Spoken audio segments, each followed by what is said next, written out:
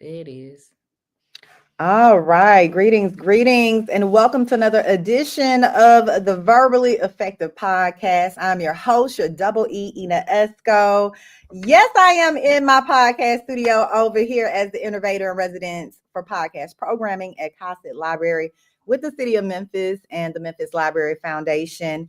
And I told you guys, I'm about to give you more of what you want, more content, all the things, especially some of these exclusive interviews that we all want, right? And it's a lot popping off in the city of Memphis. So I called my good Judy last night, Theryn Bond.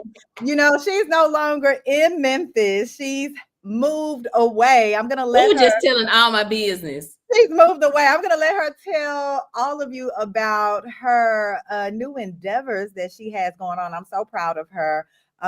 She is a political commentator. She has run some of Memphis, political campaigns here in the city. And she is on your television airwaves nationally and probably global too. Introducing my girl, Theryn Bond. What's up, Theryn? How are you, lovely? Oh, I'm exhausted. This getting up at 4, 5, 6 a.m. I like to make jokes about getting up with the roosters crowing, but baby, Yes. they be looking at me like, "Are you ready?" And I'm like, "No."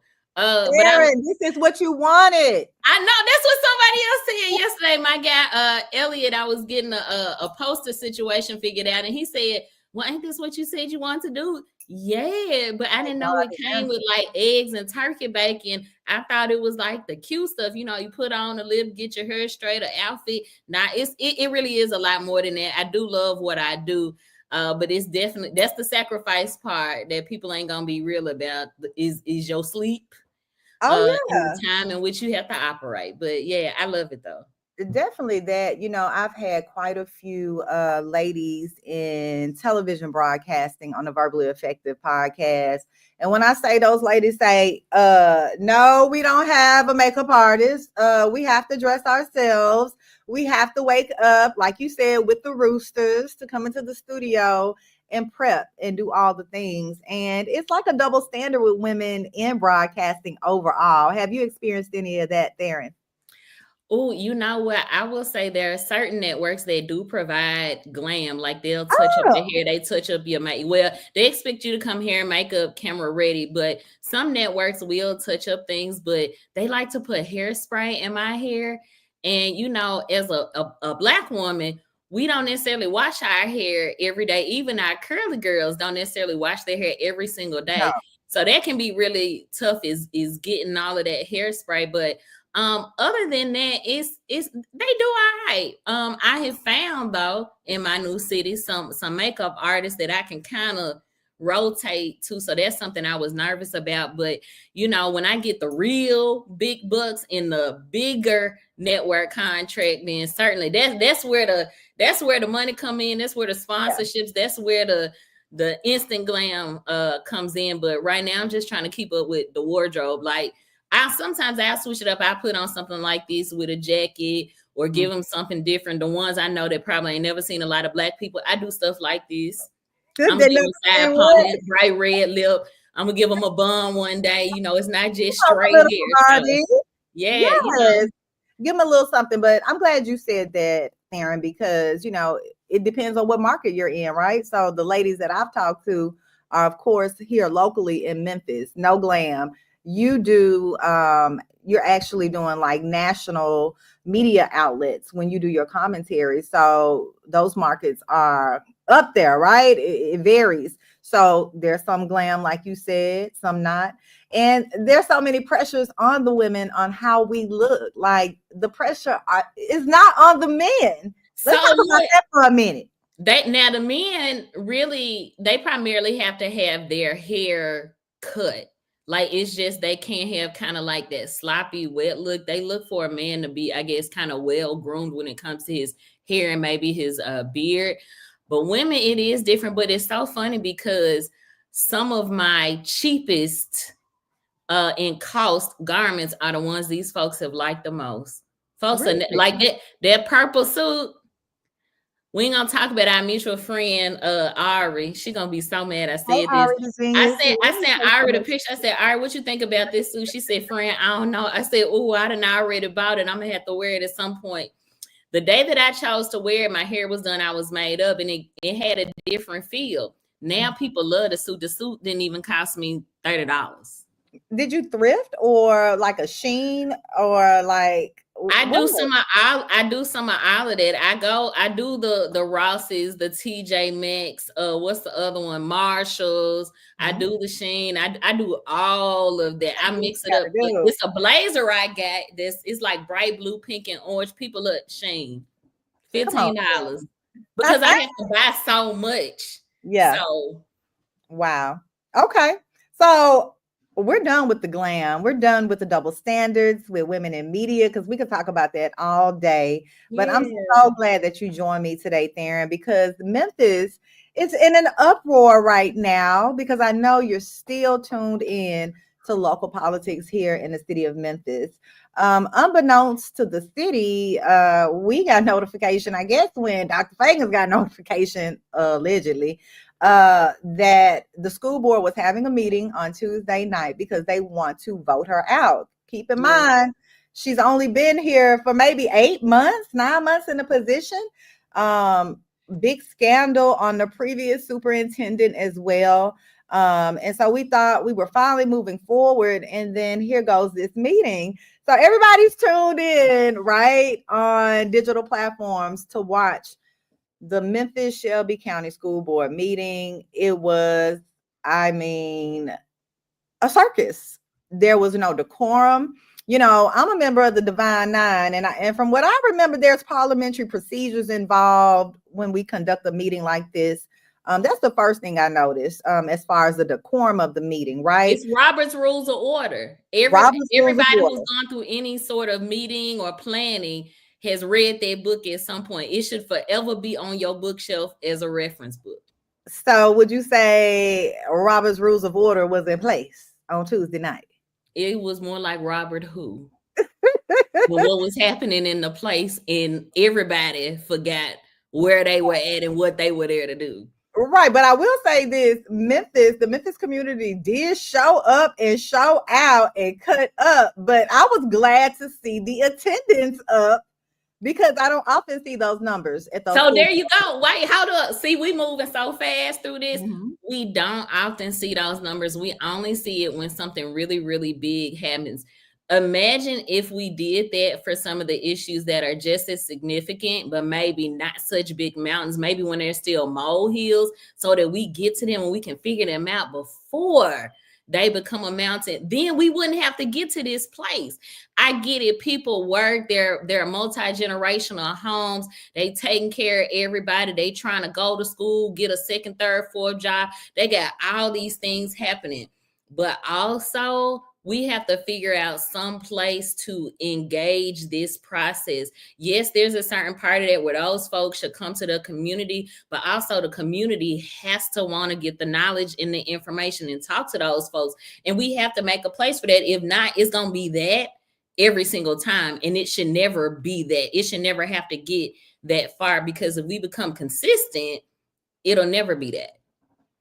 I hear you, Dan. Let's get to the root of the problem. Why there was so much attendance? Because there was news that Dr. Marie Feagins, superintendent, would be voted out by the board. And so what I did notice from the community of people that were there, that were vocal, that stood up and spoke out, there were a lot of people that are either currently or formerly tied to the school system here. And they spoke very highly of Dr. Marie Feagins. And I think that the city of Memphis is in such an outrage right now, because we don't know why they're doing this. Now, they did mention this $300 million grant that the deadline was missed, right? So we heard that 300,000, Ina, 300,000. 300,000. But still a lot of money. Yeah, I was like, oh, wait a minute, hold up. I'm sorry, 300,000. We got a whole different body of government. We talking about $300 million. It feels like $1 million. How we trying to get the lady up out of here? But okay, 300K. Yeah. And this would have been a grant used for our students that are homeless, correct? Mm-hmm. So the deadline was missed. Okay. And so I'm still watching, right? On Tuesday night, like, okay, so that's why they got her up here. Is this the problem? Like, what is the issue? Theryn, enlighten us. It has to be more than that. Because what I did see, Theryn, I saw a lot of Black women that seemed displeased with Dr. Feagins. And I when a woman is in leadership, I often notice that she is crucified. Now, I don't know the ins and outs. I need you to tell me the ins and outs of what's going on. So you hit on something it's not an isolated issue, but that's one component of it. So you had Black women that were pro Feagins, that were there to support her, speak on her behalf, roll out the red carpet for her. Then you had another coalition of Black women who were standing together. So the problem is that when people support Black women at all levels, all bodies of government, friend groups, even some sororities and other things, civic groups, there are still cliques and conditions upon which those Black women are supported. Because if you got Black women that are pro Feagins, and then you have Black women that are anti-Feagins, so to speak, which group of Black women do you support?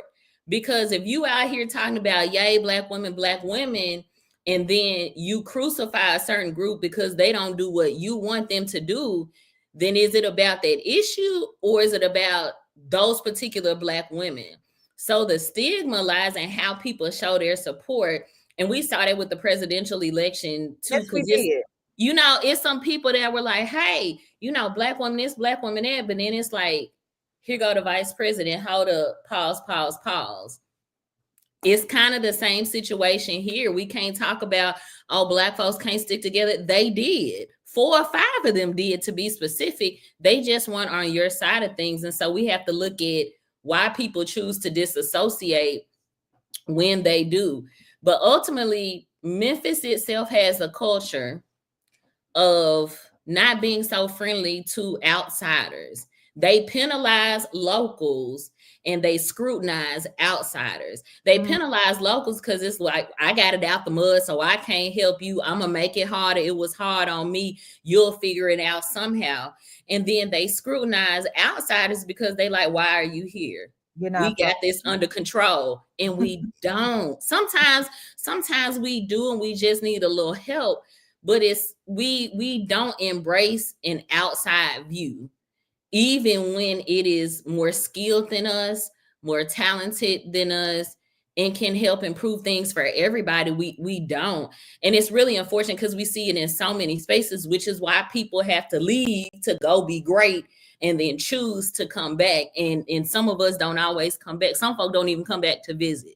Is that part of the reason why you left, Theryn? Does that have something? I want to know.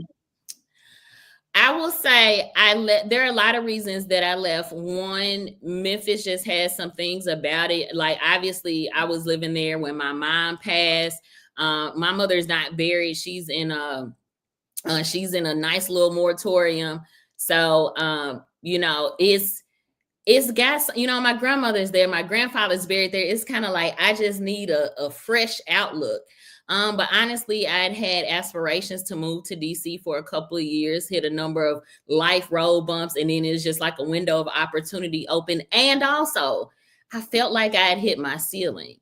I felt like there were doors, windows, hallways, whatever you want to call it, that had been closed to me by very spiteful people or groups of people. For whatever their reason was. And I know that people sometimes are challenged by my abrasiveness or aggressiveness, but when I'm wrong about something, I'll shut up and go home and get out of this business. And I think that's the difference in me. I was willing to say, you know what? You don't want to embrace my talent.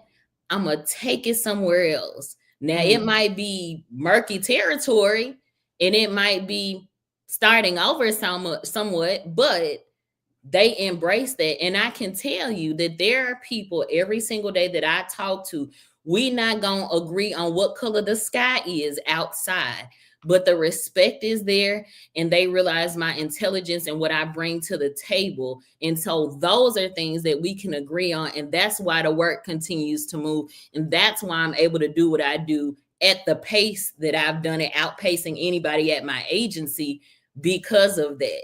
And that's why people call me privately, because they always, I say, y'all, this is publicly, okay, but you're going to need me in private one day. And now the price is high. Now that website, well, that's going to be released is official. That business phone that folks don't know I got is activated. So we about to make some stuff move. And I hope that there is a place that other people from Memphis can be included. I know some people that are looking at city council in the future have already tapped me a year ago. I know there are some people looking at other races coming up. I've heard some people throwing my name around to assist some people in this loaded county mayor's race. We'll see what happens, but I'm no longer in a place where I have to explain my talent.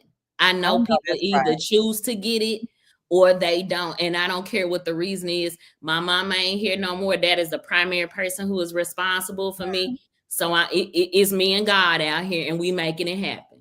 Okay. All the things. And as you should, that price should be pricing how you want it to be at this point, Theryn. And you really hit the nail on the head when you said that, you know, the respect for people that are not from Memphis that are here. Let's piggyback on Dr. Marie Feagins. She's not from Memphis.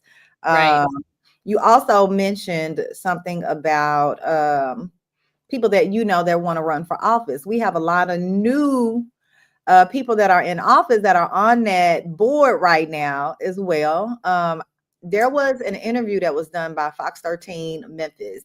I want you to look at a clip real quick that we're going to share with the audience because, like, you know, we talked about things about decorum when we first started the podcast. Just can these ladies work together going forward? You know, I don't know who clicked up, who not. We still haven't touched on, Theryn, the reasons why, other than that $300,000. Before you cut to that clip, because we can talk about decorum even before we get to that. Okay. Everybody of government that we have, so Shelby County Commission, Memphis City Council, Memphis-Shelby County School Board, even the Tennessee General Assembly, each one of those bodies of government has had groups of people that get very animated about particular issues. But some of those bodies of government aren't as quick to put people out because they understand that. But I think what's interesting is when you have elected officials that are in the company of other elected officials on their particular ground that are participating in some of the things that they may not have had happen in their particular body, or that they would be okay with. And ultimately, the people in general that attend those meetings that are not elected, don't nobody want to be there. Be very clear. Nobody wants to take off work. Nobody wants to take time away from their family or having a nice dinner or whatever they have to do to go and tell somebody about how they are not pleased with what is happening, or how they want to see improvements, or how they sick and tired of being sick and tired. But they do that because oftentimes these people are not accessible to them. And what I tell a lot of elected officials is that, or in prospective candidates, be clear. How you run a campaign is not how you lead in office. Those two are not the same. Even the person you are as a candidate is not the same as an elected official. You should have the same integrity, accountability, and transparency, but how you navigate things is just different.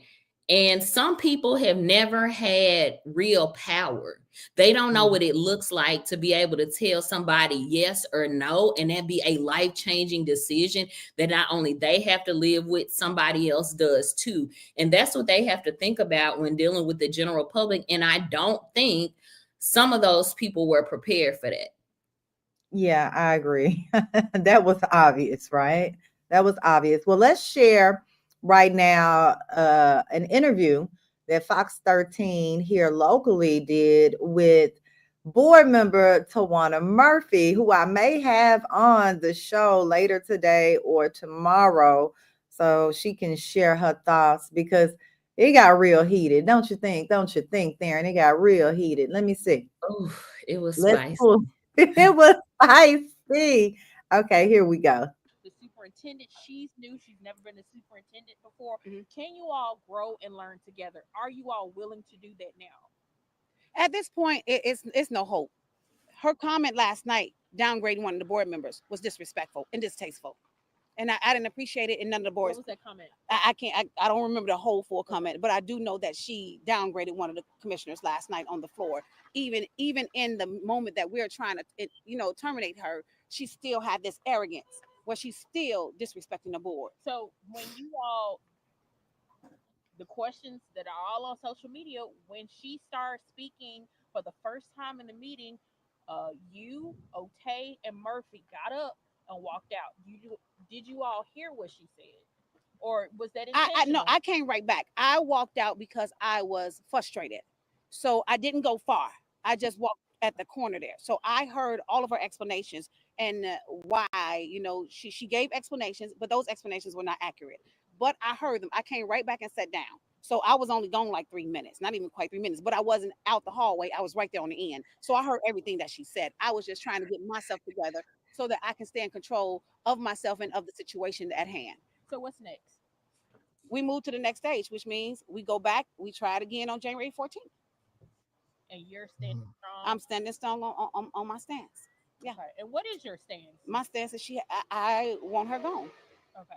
Why? That's my stance. And that's it. I have a right to my opinion.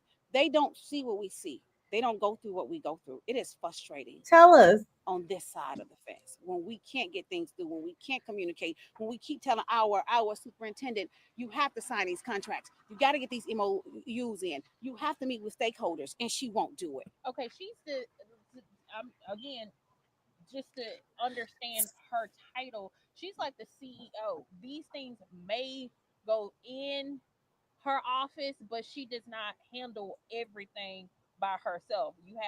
She has a team. Mm-hmm. So are you all willing to understand that portion? No, we understand that she has a team, but she has a team that also need to communicate with her so she can get it back to us.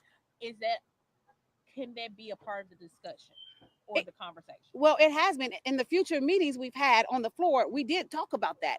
If we can go back and look at some of the meetings, we talked about it got to get to the board. You got to tell us what's going on. In her contract, it states she has to communicate with the board, either personal, verbal, email, or text. Okay, can you pause, We Ina? have to know when she books appointments or she books events, the board. Okay. Because I think if we go through the whole video, and it seems like it's a little bit longer, I think if we go through the whole video, we'll be spending time on her as if she's the only board member, and she's not. I think it's 9 of them. It is. So it's a couple of things that board member Murphy mentioned, and that's grow, learning that there was no hope. They are adults having adult conversations involving kids' lives and livelihoods. Mm-hmm. So you should never say that there is no hope when it comes to something involving a child. I just think that's a bad tone. And here's the thing, they supposed to learn and grow. You're supposed to learn and grow every day. I am, everybody watching this, they are individually and along with whatever you're a part of. And that lends its ear to the training. And I think somewhere in there, I think board member McKissick said, well, they haven't gotten the training, doesn't happen till January. Well, how about this? Board member McKissick has been on the board and reelected. Board member Hewitt Garcia, this is still her first term. Board member Keith Williams, this is still his first term. Board chair Doris Coleman, she's had her reelection, as has board member or board commissioner Love. So if there are people on that board that have had the training and they feel like some of their colleagues have not been privy to that, then are they stepping in to make sure their colleagues are on board and at the level that they're supposed to be in order so they can best serve the public? Is it their duty to do that? Is it the colleagues' duty to I don't think it's their responsibility, but if they're going to point it out as a flaw and you have the knowledge, then yes, it becomes their responsibility if you feel that it's been problematic. Either make it your responsibility to help them or to make sure that they get whatever help and training that they need. If you're not willing to do that, then don't point it out as a flaw. Because what happened was a lot of people talking about problems. But who's talking about the solution? So if you're going to say, well, we don't want Feagins, okay, so who you want to replace her with? So now, who are you hearing? We know the conversation has been around Dr. Whitelaw and Rod Richmond. Oh, I didn't know that. Both are two people who have deep roots within Memphis and Shelby County schools.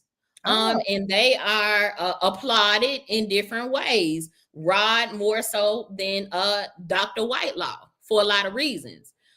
But when we talk about these new board members, we have to honestly be true to I'm my brother and my sister's keeper. If I want this body that I'm on to be respected, if one of us falls, then all of us fall, because they're not going to say it's your individual person did this or you. They're going to do that for a while, but ultimately the respect of the body, the integrity of the body is going to be lost. And that's what's happened. So on social media, we're seeing all the people, all the memes. Shout out to LaToya Polk, because shout out to comedian. Girl is genius. We had them wigs on standby, baby. Yes. And we can laugh about a situation, but we also have to get to work and acknowledge, hey, the problem itself is not funny. We can talk about it, but how are we going to fix it? We have 4 board members saying we don't want the superintendent because she misappropriated funds, official misconduct. She hadn't been the official misconduct. She hadn't been responsible. She hadn't been They consider those things official misconduct. Correct. Okay. And that sounds workable. We can work on better communication. Well, I do think communication is something that's workable, but how many times are you gonna tell a person? How many times do you send an email about my classroom is supposed to have computers and they don't? If you send my classroom is supposed to have computers in September, you don't hear anything. Okay, maybe they're getting adjusted. Well, here's 2 weeks later in September, still no response. October, no response. October, no response. November, no response. And nobody from that office. I don't think anybody is expecting Superintendent Feagins to carry the weight of the district on her shoulders by herself. But if she needs help, then she has to properly be able to allocate those responsibilities to her team. Because if they don't know or she don't know, then everybody's walking into this situation jaded with their eyes covered and nobody's going to be able to figure their way out because they're lacking communication. Okay, so Theryn. Principal, there are special ed teachers who formerly work with MSCS who have contacted me. Current teachers, they don't have the assessments that they need. They don't have the resources that they need. They don't have the computers that they need. There is back pay that they have not been not received by them. Some of them have left the school system. Some of them have been mistreated and tried to run it up the chain. And those senses of agony have gone ignored. And so what people are saying is, hey, if you're going to do something, we understand we're not going to like every decision, but communicate what's happening so that we are aware. Okay. And a lot of people aren't even aware. Let me ask you this, Theryn. All the things you just mentioned are reasons, like, you personally know some of these teachers or people that are having issues. And like you said, she can't carry the weight all by herself. She has a team, right? Are there processes in place that address the communication breakdown that we can adhere Dr. Feagins to? Or is this all, no, she got to go. There was no communication. Is this not workable? She's only been there 8 months.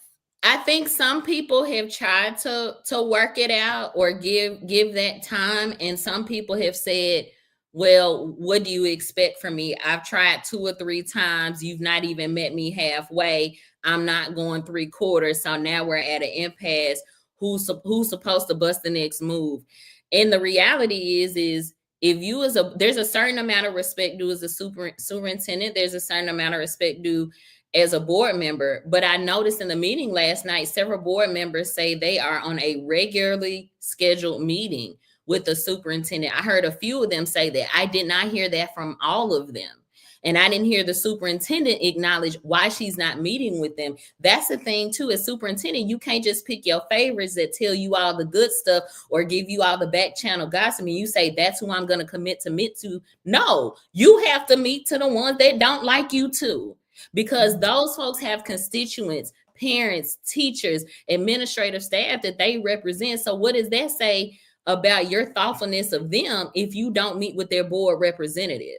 And what some of those board reps are saying is, you don't answer my email. You don't answer my call. Now, granted, based on what we saw last night, it's probably very intense, some of those conversations. I can't imagine that it started that way. Mm-hmm. I can't imagine that. Maybe, but here we are today. But ultimately, those board members represent constituents, student, teachers, admin. And so Superintendent Feagins' posture should be, I have to meet with that particular board member to understand what's happening in that particular district and to remain updated on what's happening, whether it be from a principal, a teacher, a student, whomever it is. And that's the part that's missing. And so now some of the grievances have gotten so huge that they can't be ignored anymore. And now they're having to shift weight in what their decisions are because of that. And they making that decision. Because they have to table this to January, right? To me, it feels like it's giving the opportunity for both parties to get their business in order. Whether that's Feagins having all of her ducks in a row, having her lawyer in tow, whether that's the board members getting their facts together, their emails, all their grievances together.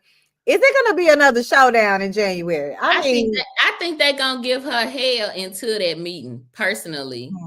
And I think what she should do is, it don't matter whether she thinks she was right or thinks she was wrong. If there are needs at schools, regardless of who they've come from, board member, directly from the principal, teacher, whomever, it would behoove her to try to smooth some of those things over so that now she has receipts to back up work and show that she is making a fair attempt at mending fences for the betterment of the school system, despite her part in it. That's what a real leader does. That's what a good have some receipts, Theryn, in January. Huh? What do you think? I think she may have some receipts in January. What do you think? I would hope so. I know that some of those teachers are going to report back for sure. I know that there are principals that will report back, but I think those board members are firm. And here's what I think about last night. If you notice, or the night before, the board chair was the 5th vote, period. And the board chair was the one that read out everything. You could see it in her tone, her body language. She was on the side of Feagins finna go. But what we saw at the very end, after all the antics, the objections, the standing on business, the Black Air Force One, all of these moments, she flipped.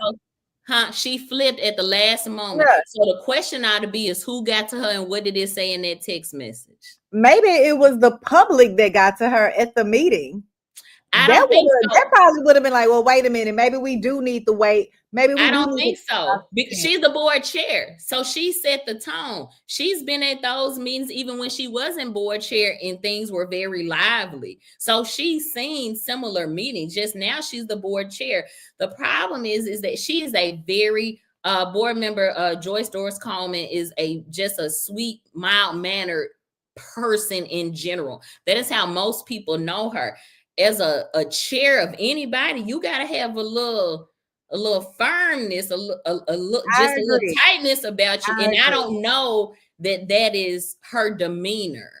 I Well, don't know that she has that in her. I think somebody probably told her, hey, slow your roll. I know what you trying to do. Give it some time. Like, she got to take. I've been the one that done text somebody in the body of government and said, this what you say, change this up. They coming with this mood. I've done it myself, and I've do, watched it move in real time. So do I you think know she made the somebody right got to her. decision?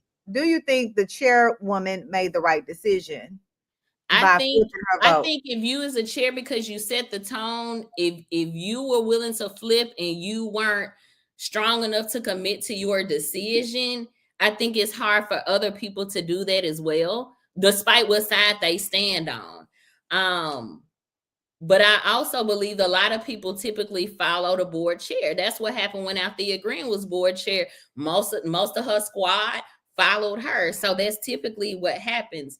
I think it's some dealing happening. I don't know who gonna get the best deal, but I think it's some wheeling and dealing happening. Oh, And it's a lot of willing and dealing going on, baby. some people can't be bought. Some people got a price tag that moves like the goalpost. See, you have to look at how these people got there. And who helped them get there, and who they are connected to, whether they are former board members or other elected officials or not. That's on the side of board members. When you come to the superintendent, you have to look at people on her transition team, people who are advising her, people who are in her inner circle, who are helping her to make these decisions. And some of her decisions aren't the greatest. So once again, she's not from here. Who is her inner circle? So let's talk about her too. Where she's had two people from staff, right, that were new hires leave, and nobody's talking about it, right? So did they have to sign a non-disclosure in order to get a severance package based on what happened in her office? But those things just don't happen that fast in that close of a proximity. So you got to look at, she's had two people that were new to those positions and new to her. So it's not like they were there, you rotated the head of the department, maybe they just don't gel well. You're talking about people who helped them get there based on who they were connected to position them. It didn't work out. There have been some stories about her attitude or how she talks to people in a condescending manner. Well, I don't care if you worth $3 or $300,000. We're gonna have the same conversation, and you're gonna give me the same respect too. And I think that there are things that were germane to that system that yes needed to be changed. She came in there, she cut the fat, but that fat has a face. It has a family. It may have an illness or something else they're battling. And she wasn't willing to take those things into consideration. And so I think while there's a certain level of Memphis needed to embrace somebody new who was going to bring something extra to the conversation, bring a new vision, because they had to present themselves before some of those board members before. A certain part of us has to accept that. And then there's another part that has to say, okay, this is how we receive things, not this how we do things. This is how we receive things. So if you make a decision, we prefer this type of communication. Here's the chain of command. Here's how this school likes to do things. Here's how these teachers like. That has to be reasonable too. Because as a CEO or the head of something, if you come in and wipe everything clean, then everybody's new, and then you throw away institutional knowledge. And I think some of that knowledge could have been beneficial to her in transition, and those transition team members obviously haven't best served her, because where were they the night of the board meeting? Well, Theryn, you know what? My previous background working in corporate America, I've seen this often. I've seen a leader that's not from here come in and clean house. And guess what? You know, you're watching to see if what they've implemented is working, right? And it takes time to do. So I understand you said cut the fat, the fat has a family, you know, I understand all those things, but it happens with a structure such as that. Also, Memphis, this is the largest school district in Tennessee. What can you compare this to? Now I know Dr. Feagins, isn't she from Detroit? I believe so. So do you know if that school district out there was comparable when she was superintendent? Is that one of the reasons why they brought her in? Because of the massiveness of all the I had a whole chart when they were going through interviews, and I don't remember right off. I know that she was a part of a school system that was very urban. Okay. So she knows what it's like to deal with the urban school system. But Memphis is just a special place. Memphis is a place that does school systems differently. People move differently. Politics, like everything is just different in Memphis than anywhere else in the world. And so I think that's why it's important to have new people and some institutional knowledge. Have some people that hadn't been there before that are qualified to be there so they can help support you. But if you don't tell somebody what you need and then trust them to do that, then they can't support you and you can't do your job. Mm-hmm. And as superintendent, because you're the top of the chain, there are certain things that you have to assume responsibility for when they fall apart. And I think that's the part that's missing also. There was something where the children were getting out of school and they got maybe like a 15-20 minute notice that was sent to parents. And I think Feagins said it was either a power school or some other communication issue. And then it was rumor. So we're going to say allegedly. We like this word, this word allegedly. She had knowledge of it and just waited to the last minute to give the go ahead. Well, whatever happened, those parents found out last minute, and she should have been apologetic of that and acknowledged that, and then talked about what she's going to do to make it better. But she removed the communications folks she had at first, her special assistant. So even people that were there to guide her, those people are gone. I would be curious to what they had to say about what it was like working with her. There are these rumors about, her background check. What's in her background? Why did she really choose to come here? Why would she make somewhat of a lateral decision? That's the stuff that she hasn't been forthcoming about that may help people feel better. And that people might be willing to say, you know what? Maybe she ain't so bad. Maybe we'll give her a little bit more time. But you, like I know, there are a lot of jobs where you only get one time to mess up. Or you might get a pink slip, a yellow slip, a white slip, all the slips, and then you gone. And then there are some jobs where the stakes are so high, you can't make mistakes that affect masses of people and then have those who are impacted just sit around quietly. It's not. The problem with all of this, though, is these contracts. It's the vendors that she's not securing for the school system. And then you look at her contract, right? There's a clause in there that deals with a payout. How many superintendents have we had to pay out?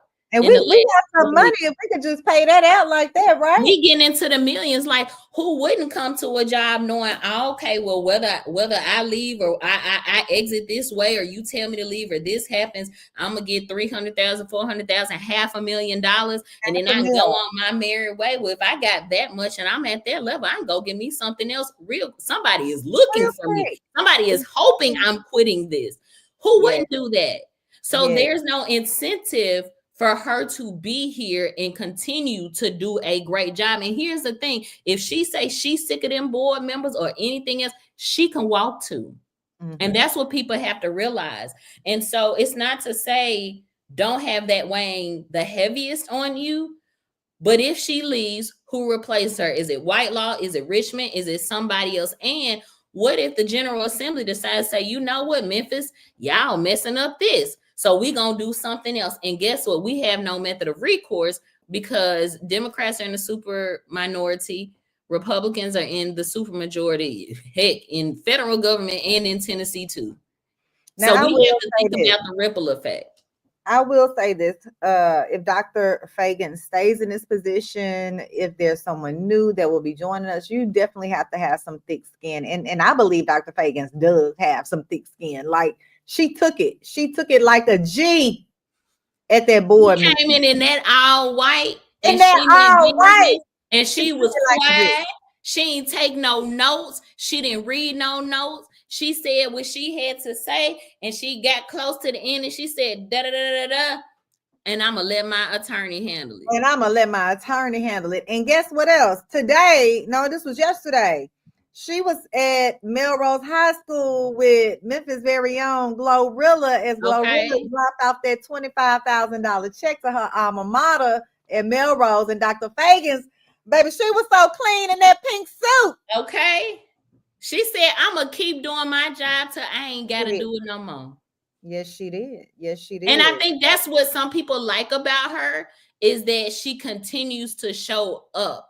But some people just want her to show up better or differently. But she gonna show up. Oh, she definitely gonna do that. Very, very professional, very demure from what I've noticed. Just to talk about a minute, let's talk about, we're gonna segue a bit, Theryn. You know, we've talked about all the things with Dr. Feagins. We will see in January what happens. And, you know, I think it was just such an uproar because the public hasn't seen that build up of what the board or what some of the teachers or people tied to the situation have experienced. So it looks to the public like, well, what did she do? We'll see between now and January what happens with Dr. Marie Feagins. But I do want to segue into our girl Glorilla, Big Glow, who dropped off that $25,000 check to her alma mater, Melrose High School. What are your thoughts on this? Were you surprised when you saw that? Or you like, oh no, Glow gives back? I definitely think Glow gives back. I know she gave back to another school in the area either last year or the year before. And she seems like that seems to be something that she consistently does at least a few times a year. And she shows up in the city a few times a year. Now it's a pop in. She come in real quiet and it's like surprise. But she shows up. And I think that's important for people of Memphis to know that, you know, she grew up there. You know, she from there. She one of us. She sound like some of us, either sometimes all the time hanging out with your friends. But people can resonate with her. And now her music, it's got some expertise in it. And we all say that when we offline in our little friend groups. But she gives back. And I think that's important when you reach a certain level, is to never forget where you came from. And that's something that she has been solid on since she came out. She has never forgotten Memphis. It shows up in almost all of her albums. So, you know, I think it's good. She has the world with Memphis coming out of their mouth now. So many people, they hear me talking, they be like, oh, you from where Glorilla from, huh? Yeah. Oh, yeah, they say that in DC? All the time. Oh, wow. Wow. Because you're probably out there hanging out at the little lounge or whatever. What you know about me, big GLO and a GLE? I was waiting on it. Somebody gonna record this and make me a meme, and then it's gonna be over with. Oh my gosh, they're gonna put me next to the Grinch, and it's gonna be a wrap. No, we love you, Theryn Bond, and I want to thank you for joining me today on this live Verbally Effective podcast. Now, you know, we had a few little technical things going on, but I think we are figuring this thing out. So, you know, I'm going to be blowing you up a little bit more now that I know I can reach you virtually at any moment, because we're going to follow this story with Dr. Marie Feagins, with the school board, with the potential interim superintendents. You know, a lot can happen between now and January, right? Yes. So we are going to be tapped in. But I also want to talk to you more going forward at another date about some of the national news stories, because I'm a news junkie and I know that you are tuned in. So you're going to be my go-to political commentator, okay? That's fine. I'll be the go-to for the go-to. Yes, to be my go-to. You know, I don't know if I can just drop off them big checks. You know, their price is pricing. But you know, we're gonna work our Memphis thing out, right? I'm always make exceptions for people from Memphis, except when it comes to political campaigns. They gonna have to drop it like it's hot.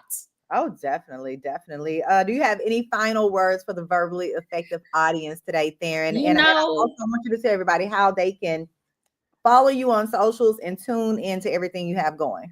So first, I'm gonna say, you know, I think it's dope that folks were involved. Like people were watching from all over the world on YouTube, online, in person, etc. And so I want people to remain engaged, especially as we move forward in this country with what's happening at federal level government. Everything is local. Everything can be tied to something local. And if we remain disengaged and this passionate about the things that are important to us, we'll get better people in office. We'll get better leadership. And for those folks who cannot vote, find a way to get involved, help somebody organize. There are tons of people in Memphis and across the world that are willing to plug people in. So do that. That's what's important to me, the education piece, right? Anybody that emails me, texts me, whatever, asks me a question, I usually answer. I tell people, "Ooh, give me some time," but I do. As far as how people can reach me, man. So my official website for Finish Line Strategies LLC is finishlinestrategiesllc.com. This is the first time I'm saying this out loud. Oh my God, it's so weird. There's a website there. You can go fill out the form if you need any of the services that I provide. You can also regularly reach me on Facebook at I think it'll say like Facebook/superproducer114, or my name, which is Theryn C Bond. It's THERYN, middle initial C, last name Bond, like James Bond. Superproducer114 on Instagram, or Political Barbie on Instagram as well, and on Twitter, because I will never ever call it X. The only X I acknowledge is Malcolm at Walking Mic Drop. Oh, well, you heard it, ladies and gentlemen. Make sure you follow Theryn Bond on all her social media platforms. We'll have her on the show more often, and probably tomorrow. No telling what's going to drop in the news, but I trust her commentary. Best of luck in DC, Theryn. I'm so proud of you. Thank you. Yes. So thank you so much for being my guest today on the Verbally Effective Podcast. Memphis, we have more to talk about. I will be tapping in with you live tomorrow about the same time, about 1 p.m. Central Standard Time. We're going to do more live interviews on this great thing called the internet, right? So thank you so much for tuning in. Hit that subscribe button on this YouTube channel while you're here. Hit that follow button on the Ina Esco Facebook page as well. Thank you so much. Thanks, Theryn. Thank you.